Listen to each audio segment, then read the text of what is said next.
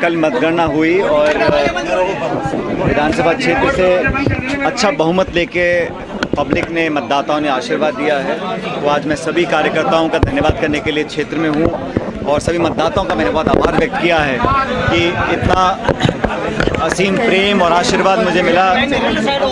एक भारी बहुमत के साथ कांग्रेस पार्टी की जीत हुई। तो सभी लोगों ने जो कई हफ्तों तक दिन रात मेहनत करी, हमारे कार्यकर्ताओं ने, लोगों ने, आमजन ने, उन सबका मैंने आभार व्यक्त किया है, उनको धन्यवाद ज्ञापित किया है और इस बात का आश्वासन उनको दिया है कि विकास की जो हमने शुरुआत करी है 5 साल पहले, उसमें कमी नहीं आने देंगे और पूरी लगन से, पूरी ताकत से, पूरी शिद्दत से, पूरी ईमानदारी से जो विकास का काम हमने चालू किया है उसको बिना रोक टोक अगले 5 साल तक चालू करते रहेंगे।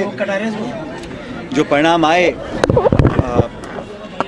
वो उसमें हमारी सरकार नहीं बन पाई और जिस परंपरा को तोड़ने के लिए हम लोगों ने बहुत मेहनत करी और हर कोशिश करने के बावजूद भी हम कामयाब नहीं हो सके, निश्चित रूप से ये चिंता का विषय है क्योंकि पूरी ताकत हम लोगों ने लगाई, सारी मेहनत करी और हर बार हम सरकार बनाने के बाद रिपीट नहीं कर पाते हैं। इस बार दोबारा वही हुआ, इस बात का खेद हम सबको है और इस पर चिंतन भी करना पड़ेगा और आत्मचिंतन भी करना पड़ेगा हर स्तर पर कि कहाँ कमियां रहीं, क्या वो कारण थे जिन वजहों से हम सरकार दोबारा नहीं बना पाए। बहरहाल कार्यकर्ताओं ने पूरी मेहनत करी, उम्मीदवारों ने अच्छा चुनाव लड़ा, कारणों का विश्लेषण भी होगा। कल सभी कांग्रेसी विधायकों की एक मीटिंग भी है, उसमें आगे क्या रणनीति पार्टी की होगी, प्रदेश में, जिलों में, देश में भी, उस पर भी चर्चा होगी। लेकिन मैं इतना ज़रूर मानता हूँ कि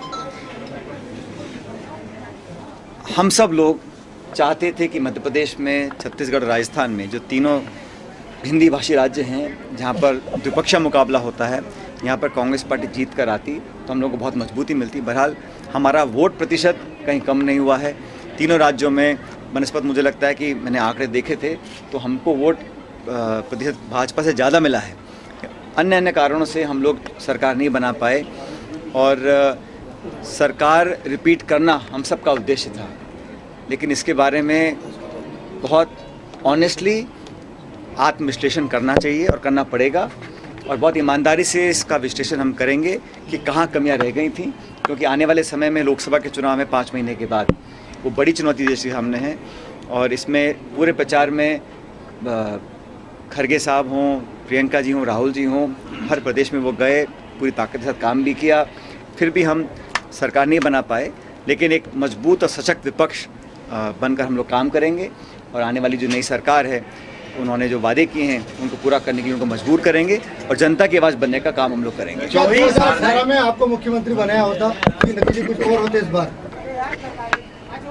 2024 और 28 के लिए जो है जोश बढ़ने का मूल मंत्र क्या रहने वाला है?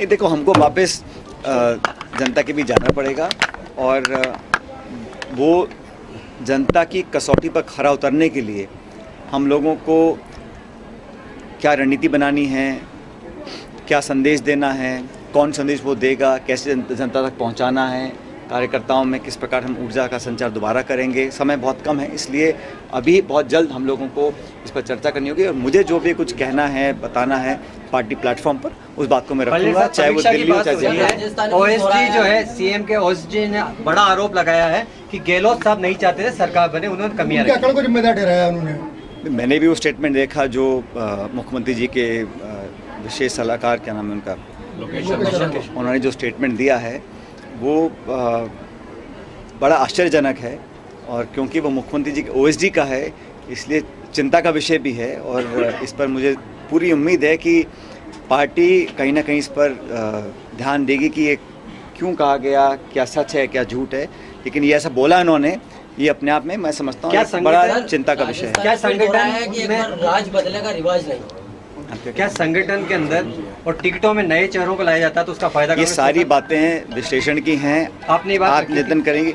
मैंने जो कहा था वो मेरे पार्टी प्लेटफॉर्म पे कहा था, आगे भी मुझे जो कहना है मैं पार्टी प्लेटफॉर्म पे बोलूँगा। लेकिन आज हमारी जिम्मेदारी ये है कि जनता ने हमको विपक्ष बैठने का आदेश दिया है, उसका पूरा सम्मान हम लोग करते हैं। जनता जनार्दन है, उनका निर्णय अंतिम होता है। हम लोगों को विपक्ष में बैठने की जिम्मेदारी दी है, हमने पहले भी इसको बखूबी निभाया है, भविष्य में निभाएंगे। जहाँ तक पार्टी का सवाल आपने पूछ रहे थे कि इसमें टिकट और वितरण और कार्यप्रणाली और नेता, वो सब चर्चा का विषय है, वो पार्टी के प्लेटफॉर्म बैठ के हम लोग करेंगे। सर प्राथमिकताएं क्या रहेंगी? मैंने कहा ना, मुझे जो भी कुछ कहना है इस पूरे चुनाव के बारे में, मैं सही जगह पर सही प्लेटफॉर्म पर पार्टी के अंदर इस बात को रखूंगा। पहले भी रखा है, आगे रखूंगा। पायलट सर, बीसीसी से आपने आज शुरुआत करी है, क्या ये 5 साल तक परंपरा कायम रहेगी? जी, हमारा जो पार्टी का स्ट्रक्चर है, वहाँ पर राष्ट्रीय अध्यक्ष, प्रदेश अध्यक्ष, जिलाध्यक्ष और ब्लॉक अध्यक्ष वो हमारे मुखिया रहते हैं और उनके संरक्षण में ही पार्टी हमेशा काम करती है। आज भी मुझे लगता है कि जो भी हम लोग कामयाबी हासिल कर पाए हैं वो हमारे पार्टी कार्यकर्ताओं ने किया है। हमारे जिलाध्यक्ष जो हैं बैरवा साहब, इन्होंने पूरी ताकत के साथ जिले में काम किया और हम 4 में से 2 सीट जीते हैं, एक बार पिछली बार से 1 कम। लेकिन मुझे लगता है कि आने वाले समय में हम भरपाई करेंगे और लोकसभा में हम बेहतर परिणाम देखिए, आप जीते लेकिन पार्टी हारी। मेन मुद्दा था टॉप का। सांसद से बार बार दावे ठोकते थे 500 करोड़ देंगे, अब उनकी सरकार आ गई, अब किस तरह से दाव उम्मीद की जा सकती है? आप जीते लेकिन पार्टी सर, हारी। राजस्थान में कांग्रेस आपको जीत मिली है। तो रहा है कि राज बनने का रिवाज नहीं।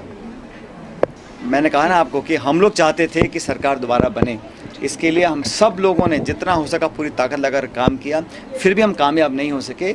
इन कारणों को तलाशना होगा, उस पर कार्रवाई करेंगे। क्या सचिन पायलट 2014 वाला जो रोल था 18 तक, उस रोल में नजर आएंगे? प्राथमिकताएं क्या रहेंगी सर आपकी? प्राथमिकताएं क्या सचिन रहेंगी? पायलट नहीं, ऐसे नहीं।